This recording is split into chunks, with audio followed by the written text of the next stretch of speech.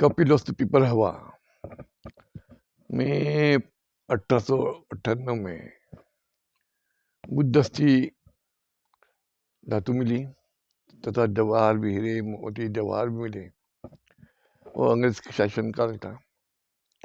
उस अंग्रेज शासन काल में लॉर्ड कनिंघम इन्होंने बहुत कुछ उत्खनन किया बुद्ध धरोहर का, और हमें बहुत सी प्राचीन बुद्ध इतिहास की बुद्ध विरासत हमको दिखाई दी।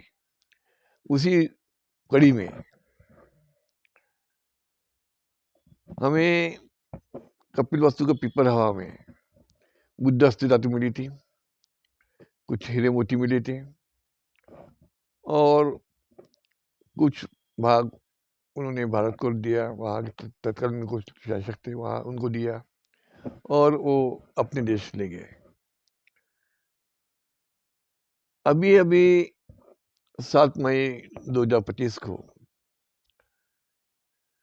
जो बुद्ध अस्थि धातु हीरे जवाहरत है, उसकी खुली नीलामी होने की खबर दिखाई दी, तो हलचल मच गई कि वो जो नीलामी है हांगकांग में होने जा रही है, तो नीलामी रोकने के लिए प्रयास भी कर रहे हैं, कुछ लोग प्रयास कर रहे हैं।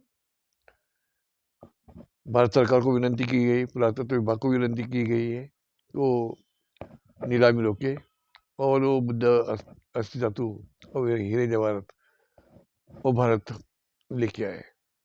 पता नहीं हमारी सरकार या हमारा आवाम भी वो कर पाएंगी या नहीं, क्योंकि हमारी जो चेतना है, हमारी जो भावना है, वो मूर्तपाय होते हुए दिखाई देती है।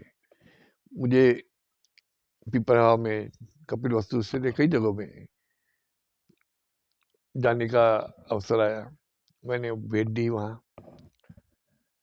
देश विदेश भी गया, श्रीलंका गया, Thailand, Malaysia, Singapore, Vietnam, Korea, Nepal, ऐसे कई देशों में मेरा विजिट हुई। मैंने विदेशी जो बुद्ध लोग हैं उनकी भावना को बहुत करीब से देखा है। उनकी भावनाओं को मैं इतने करीब से देखा है कि वो उनकी भावना के सामने हमारी भावना कुछ भी नहीं है। उनकी श्रद्धा के पीछे हमारी श्रद्धा कुछ भी नहीं है।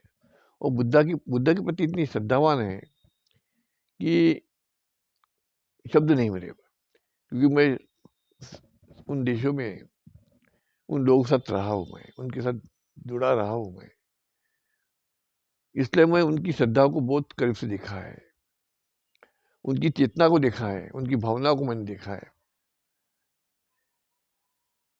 तो भारत में वो चेतना दिखाई देती नहीं है। भारत के लोगों में हो, आवाम हो, या भारत देश के सत्ताधारी वर्ग हो। अतः यह जो बुद्ध की अस्थि धातु है, उसका इतिहास बहुत बड़ा इतिहास है। 5 करंडक में वो अस्थि धातु दिखाई देती है, उसके फोटोग्राफ्स मेरे पास है।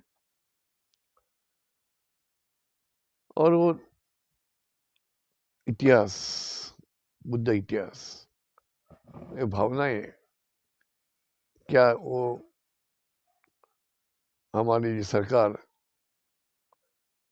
वो दिखाई देती है, क्योंकि हमने भारत का जो पुरातत्व विभाग का काम देखा है, बुद्ध धरोहर देखे हैं, उनकी हालत अच्छी नहीं है। मैं एक बहुत बार भारत में भी कई जगह पे विजिट दिया हूँ, जाते रहता हूँ। मैं मित्र के साथ में गया हूँ, वो यादें अभी भी संजो के रखा हूँ मैं।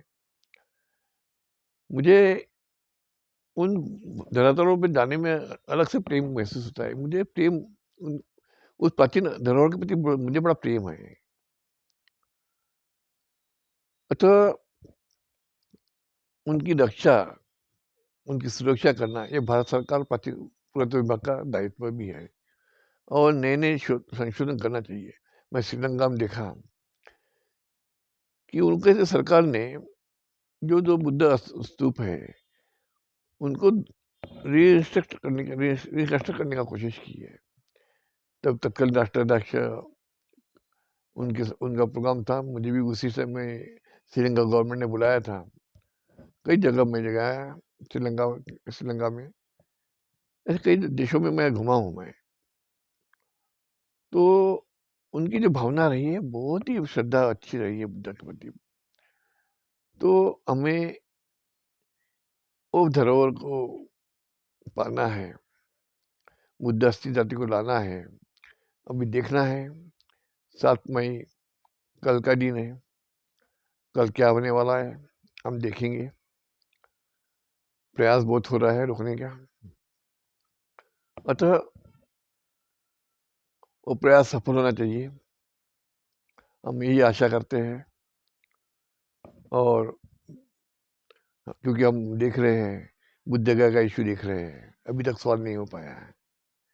बाबा साहब का जहाँ जीवन रहा और राजगृह भी अभी तक पब्लिक प्रॉपर्टी नहीं बन पाई है। तो ऐसी जो बहुत चीज होती है, वो भावनाएं हमारे में उतनी दिखाई नहीं देती है। हम अपने कर्तव्य प्रति संवेदनशील नहीं है। हमें संवेदनशील होना है, हमारी भावना, हमारी चेतनाओं को जागरूक करना है। और हमारा जो बुद्ध अस्सी धातु है, जो भी हमारे धरोहर है, उनके लिए आगे बढ़ना है। इसी शब्दों के साथ अपने शब्दों विराम देता हूँ। नमोदाय। जय भीम, जय भीम, जय भीम।